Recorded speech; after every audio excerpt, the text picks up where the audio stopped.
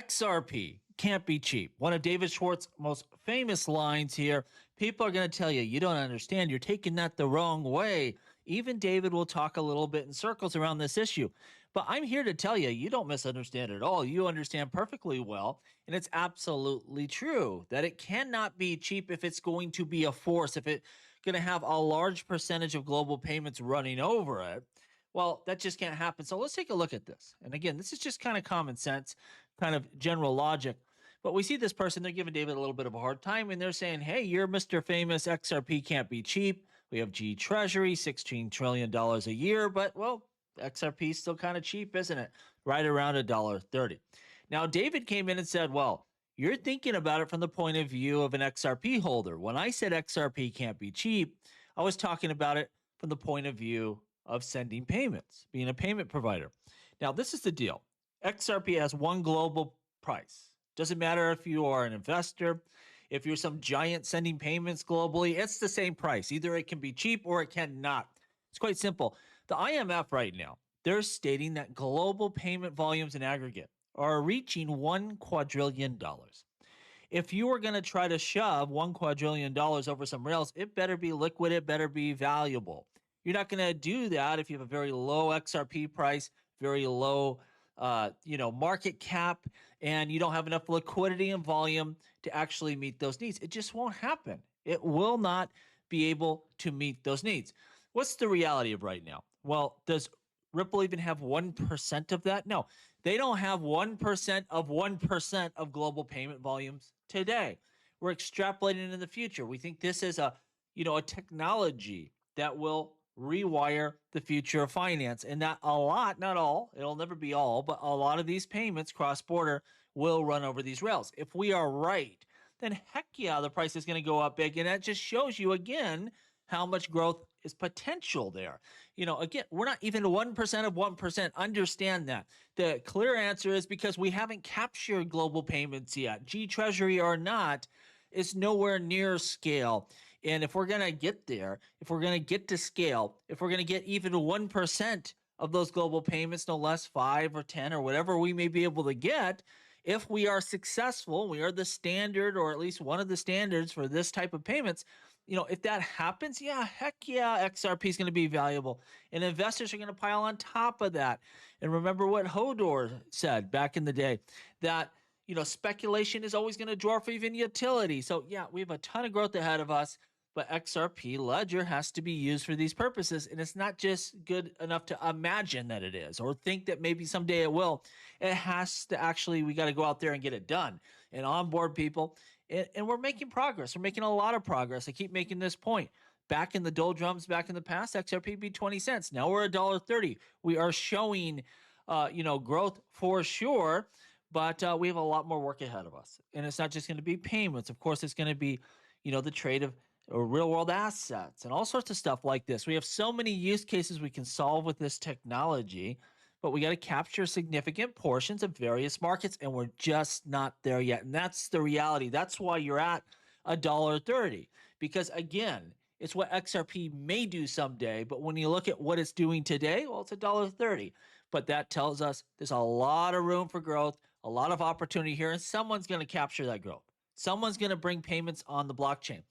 Who's the closest competitors? Of course, you got a lot of stuff going on with Ethereum, some stuff with Solana, but this is one of the leaders, and this is a perfect technology to do this, to take a purpose-built technology, onboard payments, settlements, trade of all sorts of assets. Like, this is this place to be, and we're just waiting for the next growth phase, for this market cap to go up, for regulations to fall in place, and that's going to give us the ability to do a lot more of those transactions as we go forward.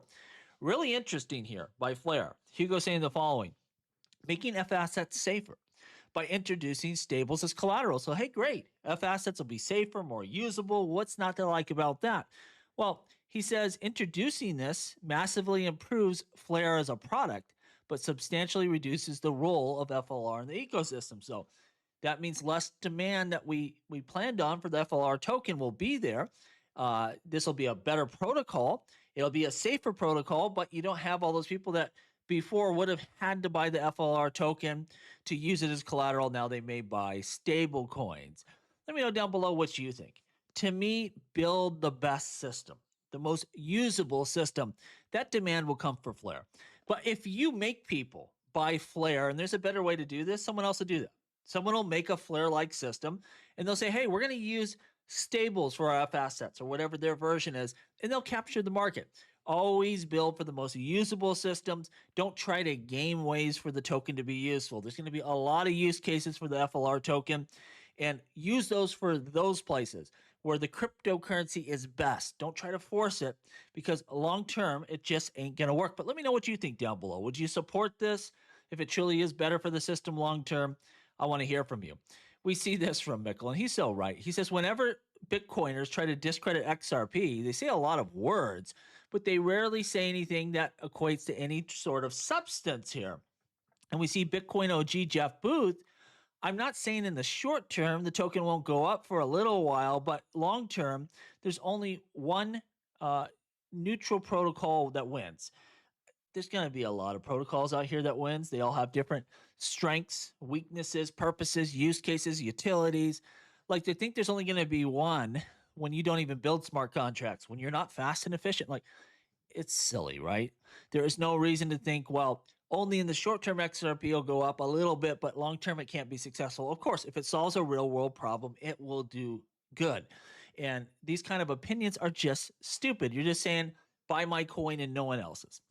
Good evening, Crypto says bullish Trump's bull market plan. Dump markets, create recession fears, cut rates, stimulate a bull market. Look, I don't know if the president has this 4D chess ability, but what I will tell you is this. It doesn't matter what you want to do. The reality is there's too much debt out there. The government itself is, just beat down with debt. They have more than they can sustain. Households, businesses, everything. That's just where we find ourselves right now. So those rates are going to eventually come down. They're going to hold out as long as they can. Common sense always do, but eventually the levee will crack and you're going to see those rates start to fall. Not because the president has to be some 4D chess master, but it's just going to dictate by those debt levels. It's not sustainable. They have to bring them down. And that goes from the government on down to everyone else, in my opinion here. Saw this crash out by Charles Hoskinson. I understand. He's getting mad because people are claiming midnight is designed to kill Cardano, and he flipped out. I wish I could. This is a very comical clip here. I wish I could play it for you. He uses some bad language, but, some of it I think is the way he communicates with people. Some of it you're trying to do novel things that are new, and not everyone's going to be on board.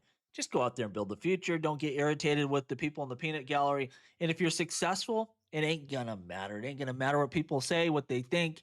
Go out there and get it done. That's the main thing here.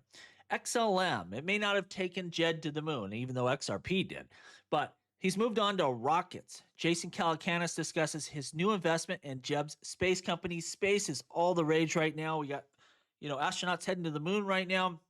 SpaceX going public here soon. Every billionaire out there, especially this guy, funded by his taco stand sales, has his modular space station company. This is just a fun time to be alive, and I'm just love seeing everything going on out there. We see here the Zhao DAO. We hit it. We did 1,000 members. Thank you to everyone. And remember this, that's just a starting point. That's not a finish line. We're going to do big things here. Now you can submit proposals, vote, shape the future of the XRP ledger. Great to see that. It's been a long stretch, but we got there here. The entire crypto community just not happy with Coinbase. Of course, this is what I would tell you. Ultimately, if we get a better deal, because Coinbase held strong and they, fought for a better deal, great. I will come on here and tell you I was wrong. Brian Armstrong did a great job, and we have a better deal for it. Just don't mess this up. This has to happen. It has to happen now. And that's no excuses here. If this does not happen, it probably doesn't get done till 2028, and that could be a catastrophe for this whole industry. If it was up to me, I would say sign it today, but we'll see what they do here. This thing needs to be signed into law. I think it gets done, though, because everyone, from banks to the crypto space, everyone needs protections here. And so for that reason, neither side will love the deal that's finalized, but I think one gets done. Let me know down below what you think. Lastly, Mickey B. Fresh, great to see him. I love seeing posts by him, his videos. Guy knows so much. AI-powered intelligent vaults will power the future of finance, operating decentralized deploying assets, executing cross-chain across DeFi protocols based on dynamics, real-time conditions. And this is the thing. The person that finds, or the protocol or the project that figures out how to incorporate AI properly into blockchain, man, they're going to win in a big way. Everyone's trying to, but if we see this flare, the blockchain of data, really with a huge vision on AI, where you have Hugo said AI may be bigger than money in terms of blockchain technology. If Flare can get this right, man, it is going to be huge. Let me know what you think down below. As always, please like, please subscribe. The revolution will be televised right here on Jungle Link.